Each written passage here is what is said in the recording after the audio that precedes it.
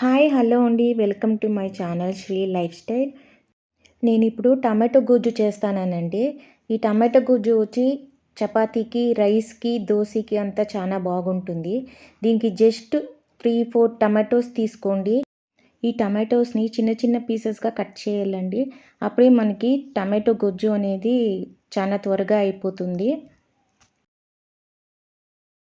నేను ఈ వీడియో స్టార్టింగ్‌లో ఒక చాపర్ ప్లేట్ చూపించినాను కదండీ! స్టీల్ అది.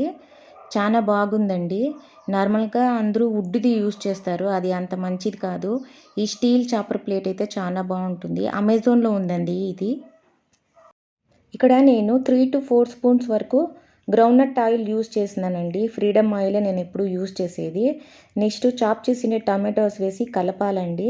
నెక్స్ట్ ఒక 2 స్పూన్స్ వరకు నేను సాల్ట్ వేసినానండి. అప్పుడే టమాటోస్ అనేది చాలా ఫాస్ట్‌గా ఉడికిపోతుందండి. జస్ట్ ఒక 2-3 సెకండ్స్ అట్లా కలిపినాక మనం మూత పెట్టాలండి.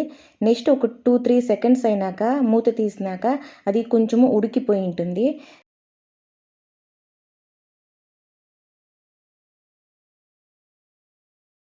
హాఫ్ టీ స్పూన్ పసుపు, 2 స్పూన్స్ నేను సాంబార్ పొడి వేసుకునిండానండి.